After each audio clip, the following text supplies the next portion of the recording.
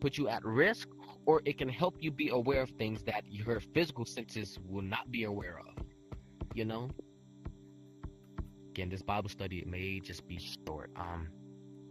Point two: a godly man stands firm in faith. Paul, Paul, he also says, stand firm in faith. Um, Life will shake you. There will be financial struggles. There will be family issues. There will be temptations. There will be doubt. There will be hard seasons. There's going to be times where you feel like you can't even do it. You just purely want to give up, and that's what many men has been feeling around the world. And this is fact. You can go fact check this. That many men have more men. How am I going to put this? Men are more likely to commit suicide than any female. It's men. And do we know why that is? Because we, in society's perspective, outside of the Bible's perspectives, society's perspectives, it tells us that we can't physically express sadness. We can't vent to other people about our emotions or the things that we're going through. As men, we are told to hold it inside. And if we start crying or if we start babying about it, quote unquote babying about it, we're so-called weak,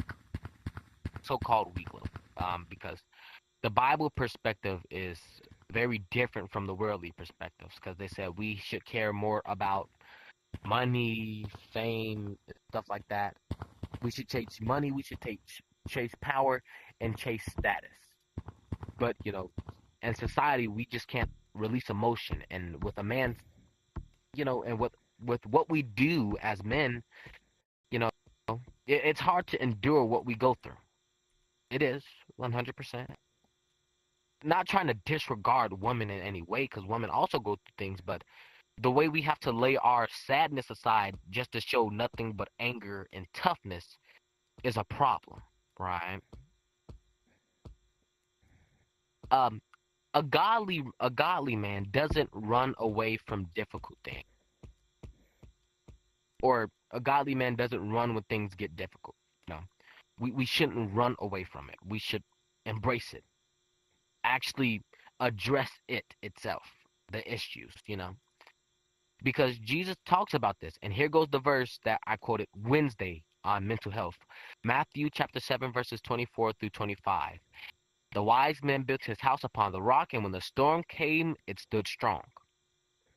Again, as men, we have to be wise and learn how to build a firm foundation upon Jesus. We have to understand how far, you know, Jesus was a man that was able to endurance all the pain that he went through, being accused of blaspheming, got stoned multiple times. He got betrayed by multiple of his disciples.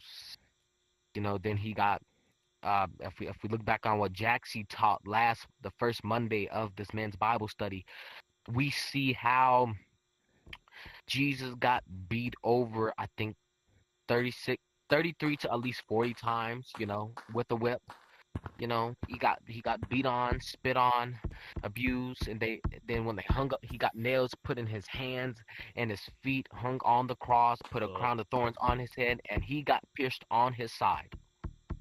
He endures that pain for us, and here goes something. If he shows that he can be strong enduring all that, what makes you think that you can't be strong when you're going through the smallest issues?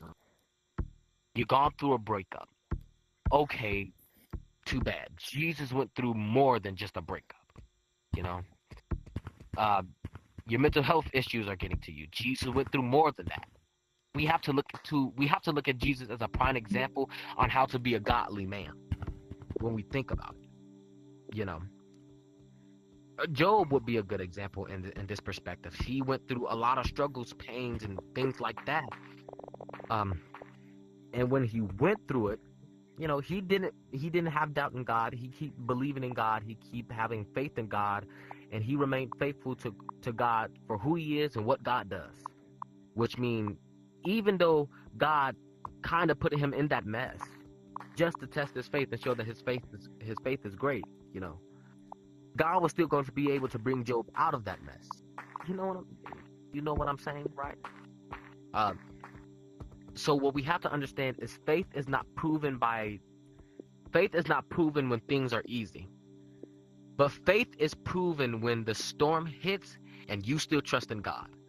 Again, let's go back to, can I jump back to Job for like a good second? Job was one of my favorite people because Job endured all these things. His crops started failing, his finances started failing, when things they was catching sicknesses, illnesses, But what happened? He still remained faithful unto God.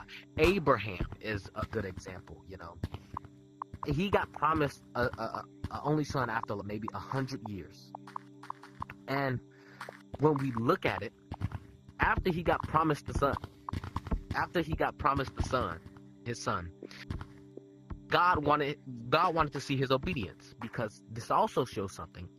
Us as man, once we get something that we really wanted, matter of fact, this goes for everybody. We get something that we really wanted and we forget about God as a whole. And here goes the thing. God was testing Abraham to see if Abraham would sacrifice what he was promised just for a person who gave it to him.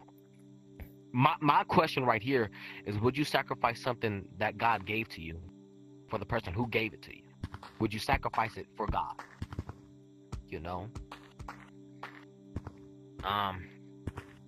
Men of God stands on the truth even when the world stands against them.